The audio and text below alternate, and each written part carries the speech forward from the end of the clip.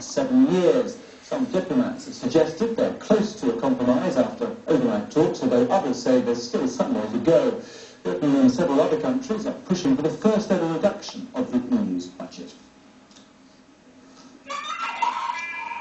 Now, should children be seen and not heard on planes?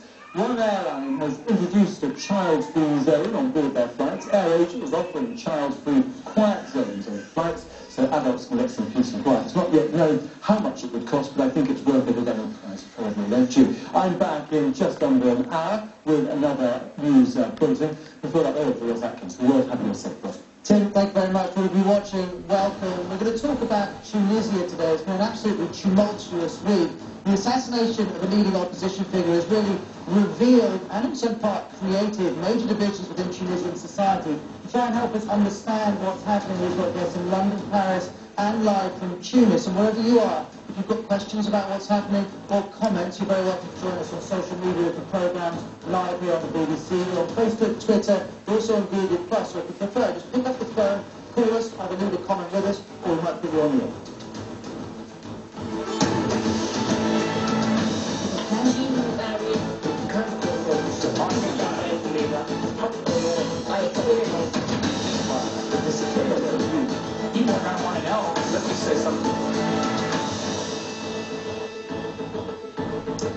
Well, Tim, in the news bulletin was mentioning that David Cameron and the other EU leaders are trying to thrash out a new budget. We're expecting some statements, one from Mr Cameron, in about half an hour's time. Whenever he appears to give that statement, we'll bring it to you here live on BBC World News. If you're tweeting, we're using the WHYS hashtag. All those tweets come straight to me, so I'll do my best to work those into our discussions. Let me introduce you to our first few guests. Shona Delali is a spokesperson for the Ennahda Youth, which is an affiliate of Ennahda, the most popular party in Tunisia. Mohamed El Hashemi Hamdi is the leader of the opposition Popular Petition Party.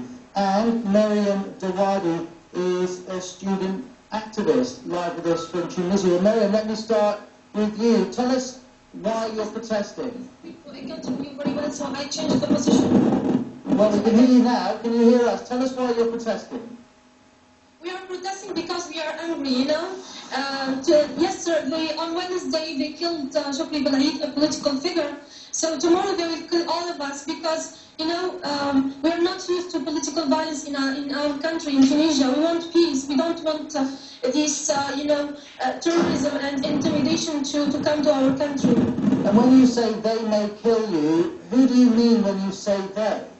Those who do have extremist ideas, those who believe in violence, those who don't believe in human rights, those who don't believe that we have the right to be different than them. Those are the enemies of the freedom of speech and the freedom of conscience. Maryam, thank you very much for joining us live. Let's bring you in, Shana. You're from the Ennahda Youth. Some people have blamed Ennahda for this opposition figure's death. What do you say to those people? Well, first of all, I'd like to pay attribute to Shokri Belaid's family and this tragedy that has started upon Tunisia. Regardless of all political differences, he is a Tunisian at the end of the day, and we as Ennahda Youth, we dissociate ourselves with such crime and such tragedy. But some people would say that in the last few months, Ennahda has increasingly tolerated more extreme forms of Islamism, and that this is creating major problems for Tunisia.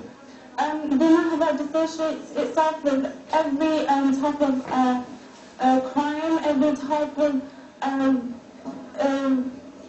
every type of anything that could happen to ruin a country and any type of tragedy. We as Ennahda, we refuse this and we dissociate ourselves with this. Thank you very much, Shana. And those of you watching, I'm interested to hear from you whether you've been convinced by the repeated denials from Ennahda that they had anything to do with this killing, and also that they have in any way tolerated a form of radical Islamism that may create divisions in Tunisia. Do you believe in the sincerity of what they're saying? You're very welcome to let us know. Facebook.com/World Have Your Say. Mohamed El Hashemi Hamdi, leader of the Popular Petition Party. I wonder, first of all, what your emotions are as a leading opposition figure yourself. Are you in fear for your life?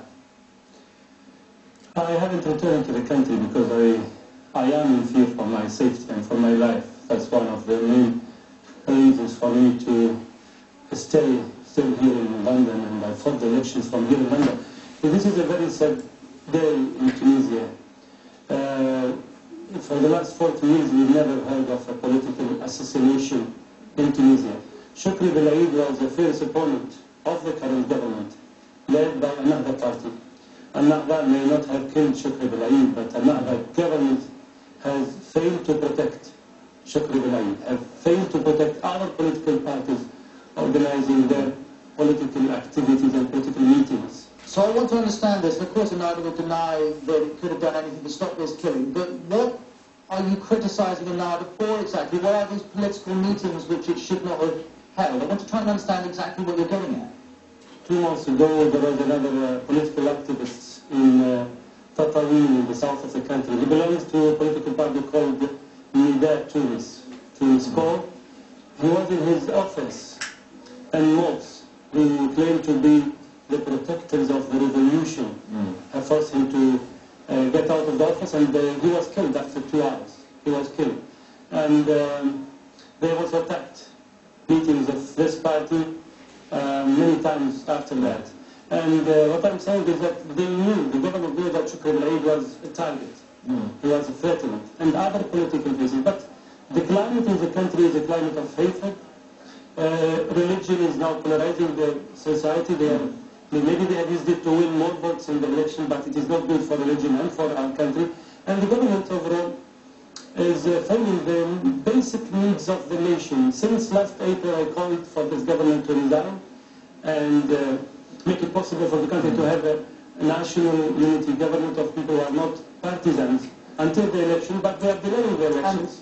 And let's just remind those of you watching, just in case you haven't seen this in the news in the last couple of days, the Tunisian Prime Minister, in the immediate aftermath of this assassination, came out and said he wanted to create a non-political cabinet, a cabinet of national unity. The next day, though, the Prime Minister is from Al-Nahda, the next day the Vice President of Al-Nahda came out and said the party has not been consulted. We absolutely don't want that to happen. So at the moment it's not clear how the political class in Tunisia will respond. Let me just ask you, Maryam, again. You heard there our other guests talking about a climate of hatred. This will come as a surprise. Lots of people saw Tunisia as a moderate, stable country. So have you got the wrong impression? We used to be moderate. We used to be, even though we had, some people who we had the same religion, which is Islam. Sunni Islam, the majority of people are Muslims, but we had these differences. But today we have, the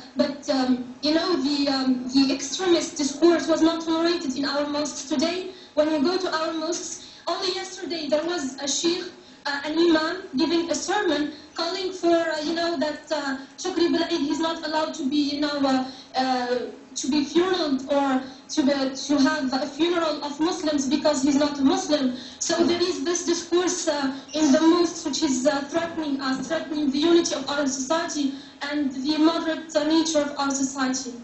Shana, what would you say in response to that? I would like to say that, yes, we are all Tunisians and we do all love each other. No, we are against violence. However, what has been happening in Tunisia right now is definitely, and I repeat, definitely a react and from someone who does not want this democratic transition to happen safely and peacefully. Thank you very much indeed. For the moment we've said thank you to Mohammed Al-Hashami Hamdi, though we may speak to him a little later. Let's bring in, live from Tunis, Lotfi Saidi, who's a member of the Jumhuri Party, which is considered to be liberal. He's a Tunisian American. Lotfi, thank you for your time. How can you explain to our viewers around the world what's been happening in the past few days? Thank you for having me, and I want to begin by saying God bless Shukri Bel Aid and God bless Tunisia at this very difficult time. What has happened, or what is happening now, especially over the last 72 hours or so, has taken Tunisia and others by complete surprise. Politically, socially, religiously, and in every way possible that you can think about, we're all in shock. We're also all mourning not only the loss of a national personality, but also mourning the future of Tunisia. As you have just mentioned in your program, Tunisia is a country that's been known for peace, for tolerance, and today we find ourselves a country divided. But Lofty, explain this to me and our viewers. Has this assassination created a problem, or is it merely a symptom of a problem that already existed? The problems, it's not really one problem, the problems began when shortly after the October 23rd, 2011 elections, where Nahda took a relative majority, we began to see religious salespeople coming selling us on extremist ideas, the Wahhabist ideologies of Saudi Arabia, and others from Kuwait and Qatar and the Middle East throughout, and people who were banned for years, even from their own countries. People coming in and trying to take a society like Tunisia backwards centuries. And so that's where the problems began. There were people who were calling for hatred and polarized this society, and now we have a society that is divided to Muslim and Kuffar, and believer and non-believer. And this is not something that Tunisians have ever felt or dealt with in the past. We also have seen people who come into our country from other societies, whether even in Afghanistan, who were not even wanted in their own countries, who are calling for women's rights. That's interesting. You're saying this is in part created by an influx of foreign nationals who maybe understand Islam in a different way. But the point that you're making about other forms of Islam from Saudi Arabia as well is being echoed from this email. Peter, a teacher in Tunisia, has got in touch. Let's just pull this up on the screen. He says this assassination was a matter of time. Salafist groups have become increasingly violent in rhetoric and in action over the past year, empowered by the government's refusal to act against them. I don't know if I'll pull that up, but you got the spirit of what Peter was saying. I want to come back to you, Shaima, about this. Do you have no concerns that your party, Ennahda, is getting involved with forms of Islam that are creating huge problems with Tunisia? Because lots of our viewers are suggesting that. I'd like to remind Lotfi, first of all, he voted for the Nahda. The Nahda won the majority, and it was the elections were perfectly democratic elections. He voted for the Nahda. It was the people, the Tunisians, who voted for the Nahda. Well, so I'll give Lotfi a chance to respond to that. That doesn't really answer my question, which is that lots of people are suggesting in recent times Ennahda is entertaining forms of Islam that years ago it would have shunned. No, that's not true. Everyone has their freedom of practicing their religion, whether their sects, whether it's Sunni, Shia, whether you're Christian or Jew. Everyone has that freedom to practice their religion, and the Nahda cannot interfere in such things. And Shaima, as you're talking, we can see Miriam shaking her head. Why are you shaking your head?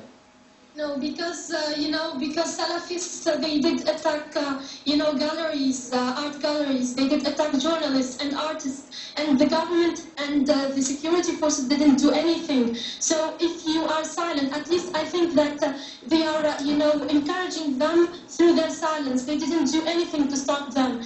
And let me tell you another thing. Rashid Ghannouchi, the leader of the Nahda party, he said that Salafists are our young, children, and they remind us of our,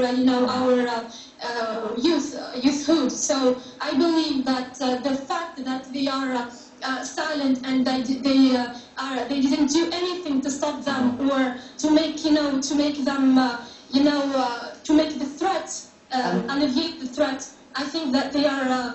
With them partners in crime. And Lofty and Shaima, I'll give you a chance to respond. I promise we're going to take a short break here on BBC World News just in a moment. Rashid Ghannouchi, who Miriam was referring to there, is a co-founder of Ennahda, very much seen as the spiritual leader of the party and the organisation, and lots of people look to him for leadership at the moment. There's been some speculation that he's in London online, you might have seen that. Well, I have to say, there's been email contact with his daughter who says that's absolutely untrue and is propaganda. We'll keep on talking about this in a couple of moments' time.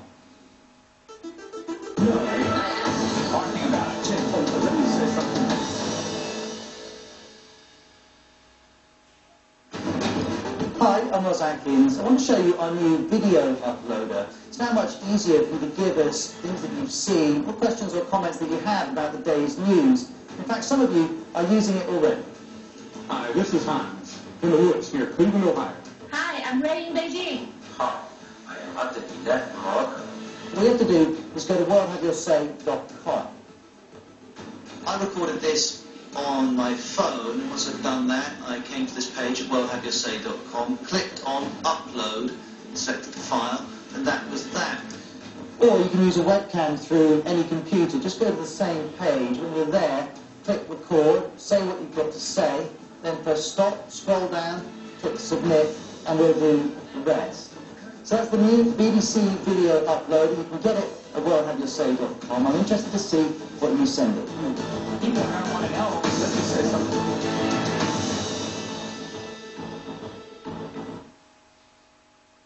World Have Your Say, we're talking about the situation in Tunisia. If you've not seen the news today, there have been thousands and thousands of people who have taken part in the funeral procession for the leading opposition figure who was assassinated on Wednesday. And the watching world is wondering, how has this happened in Tunisia, a country which was considered moderate, a country where lots of you assume that moderate Islam along with Arab secularism were able to coexist peacefully, and suddenly we're seeing a huge amount of tension on the streets, and there's a general strike, the first for 35 years in Tunisia today. Well, lots of you are clearly very keen to talk about this. We've had emails and tweets in from the UAE, Spain, Mauritius, Cameroon, Ghana, Nigeria. Thank you very much indeed for all of those. Let's go back to Lotfi, who joins us from Tunis, because the point that was being made to you just before the break, Lotfi, was you're criticising Ennahda, but Ennahda won more votes than any other party in the last election, and so has no authority to take decisions.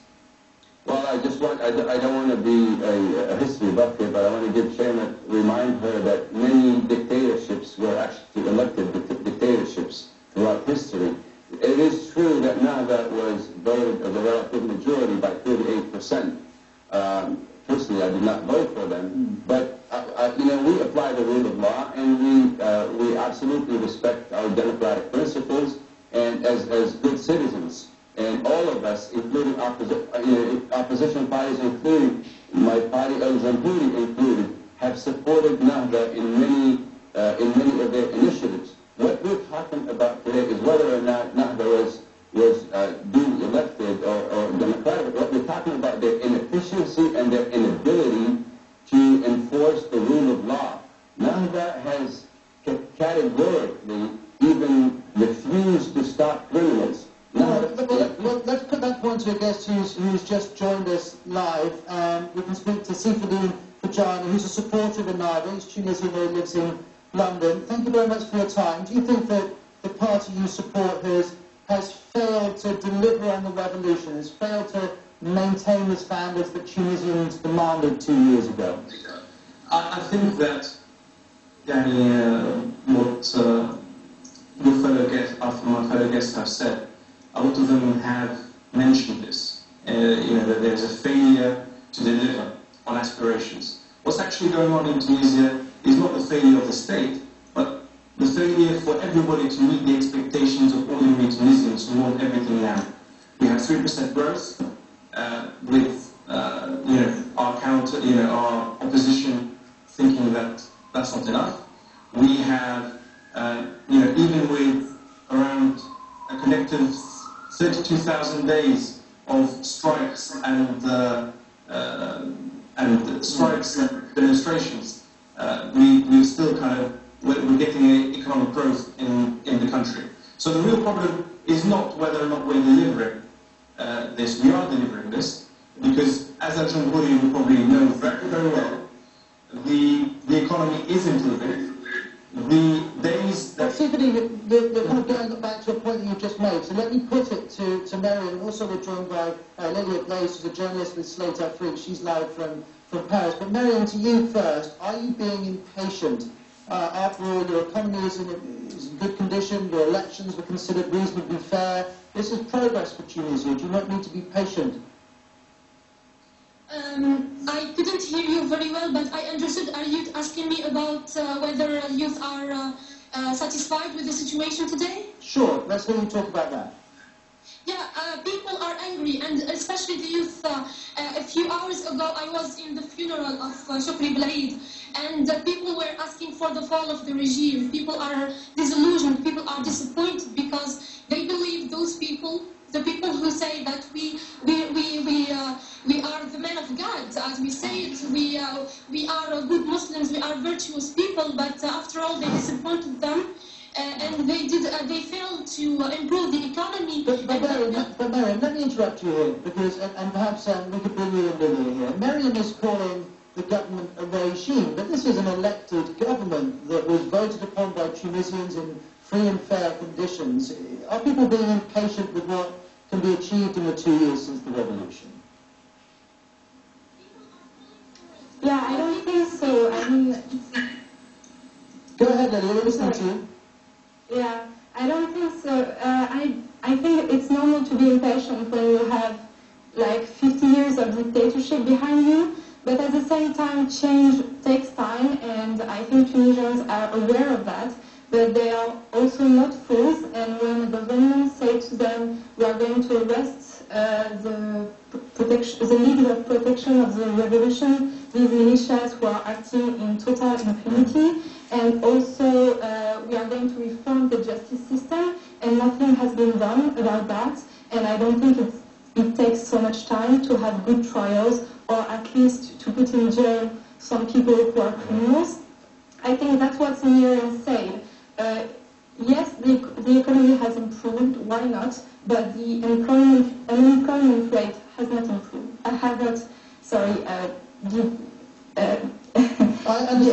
understand the point you're making. There's still work to be done with people getting back into work. While you're talking, I can see a couple of messages coming in. Let's just read you those. I mean, Saba's watching us in Ghana. Thank you very much for tweeting using the WHYS hashtag. He says, wisdom must prevail. Religion politics should not be allowed to destroy Tunisia. And quite a few are just expressing surprise and disappointment. Deep is watching in India. He's on facebook.com/worldhaveyourself. This is a major setback as the spring in Tunisia was the most hopeful spring. Let's go back to you, Saifuddin, on this one. A lot of people are disappointed, I suppose, is the word, with what they're seeing in Tunisia. Do you not feel that disappointment? First of all, I can understand when people are seeing what they're seeing, and the comments of my fellow guests, they will really disappointed. The first thing that I would have to say is that the accusations put against the number are simply not true. There is no evidence that, one, Nahda is letting any criminals run free. Two, that there is any reason for anybody to believe that Nahda wants to polarize Tunisian society. If anything, is Nahda in this particular moment in time, right now, is the only one asking for people to calm down, asking for people to stop burning things and stop going out and committing communal violence. The people that are calling for this, unfortunately, are the ones that believe themselves to be in league or with the martyr of the revolution, Mr. Shukri Belaid. The reason that's happening is because political opportunism. The first thing that we hear from the opposition members is not find who killed him, it is the government must fall. Well, to be fair, they're saying both. But Mariam, they are saying both. Mariam, let's bring you in, because I can see you shaking your head as Saifuddin is talking. Why don't you operate within the political system rather than going onto the streets and trying to force the situation in such a public way? Let me tell you something. I'm not affiliated with any political party, and let me tell you something. Now that people have been, urging for this polarization. Let me remind Mr. Saifuddin, I think his name, that a few months ago, Sadak Shuru, a member of the Constituent Assembly, he called, directly for killing and for intimidating the opposition through citing a religious verse. So, from the Quran. Right. So let's put this point to Lilia in Paris as well, because this is the point lots of people are focusing on. Is Tunisia becoming more intolerant of people who don't follow Islam in the way that Ennahda would like? I think the religious background and the religious debate currently is very important indeed, but I think it's a way also of shifting from the real issues who are still economical and social, and I don't think Tunisia has become intolerant. It's just that Tunisia has never been used to have religion exposed in public space such as this, and to have imams in mosques with extremist discourses for some of them. So I think everyone is speaking about religion. what they say because they have to speak about it. They couldn't before. Okay, and I'm going to... Every tendency has to be listened. Hold those further thoughts you've got, because we're coming up to the end of the half an hour. We'll speak to you again in a couple of minutes, though, to hear more of your analysis. Thanks to the other two guests as well. Of course, you can get involved wherever you are. We're live here on BBC World News. We're talking about Tunisia. Let me say something.